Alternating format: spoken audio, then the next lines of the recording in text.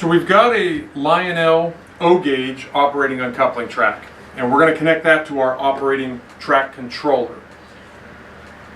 We did a little bit of research on this, and we found that when you activate, if you leave it wired as it is from the factory, and you press aux1 on the remote, what you're actually doing is you're energizing the coil, but you're also energizing one set of the accessory rails. So what we did is we made a slight modification.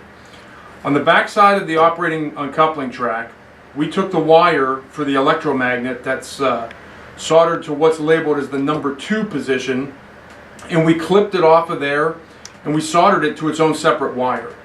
What this will do for us is when we press aux1 on the remote, only the electromagnet will energize and not the accessory rails. Then when we come back and press aux2, only the accessory rails will fire and not the electromagnet. Personally, I think that that's a better option to go. You can wire it per the instruction manual if you choose, but for this demonstration, we've got a separate wire for the electromagnet, and then 2 wires out here on our activation rails, which the number 4 position is this side, and the number 2 position is this side. So very much similar to our fast track operating uncoupling section. We've got 4 sections on the OTC that we'll be using. And they're labeled 1, 2, 3, and 4. What we're going to do is we're going to put AC hot from our accessory transformer into the number 4 position. Into the number 2 position will go the hot wire for the electromagnet, which, if you give me just a moment here, this flat cable is a little elusive. It'll be here that it goes into the number 2 slot again for the electromagnet.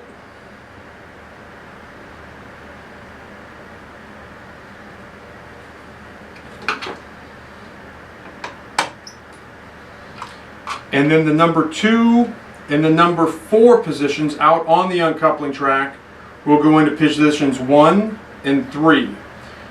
And what will happen again is when we press aux1, we'll have the electromagnet. aux2 will be our accessory activation rails.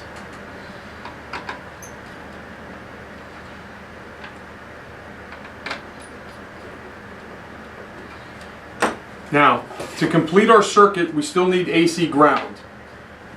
Assuming that our accessory transformer is in phase with our track power supplies, we'll be able to use the ground provided by the track power transformers. But for this demonstration, we're going to have to use the accessory transformer ground to put ground out on the rails.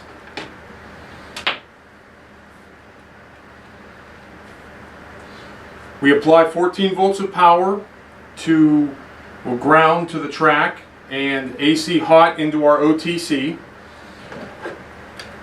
We're using, again, an operating uncoupling track. So let's go ahead and program it one more time.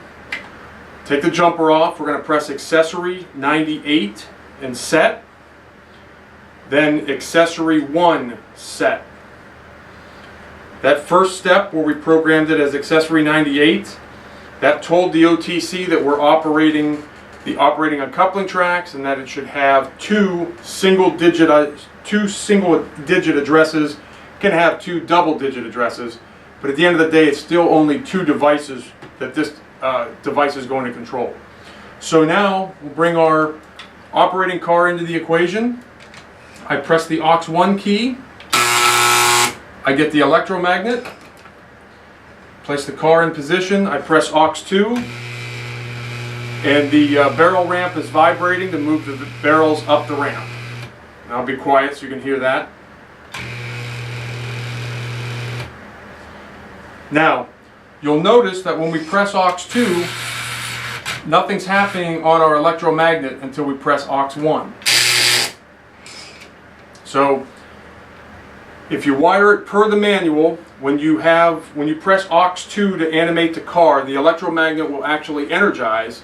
Whereas if you rewire the coil, or just basically take that single wire from the electromagnet off of where it's currently soldered to into its own separate wire, run it back into the number 2 slot on the OTC, only the electromagnet will fire when you press aux1, and only the accessory rails will activate when you press aux2.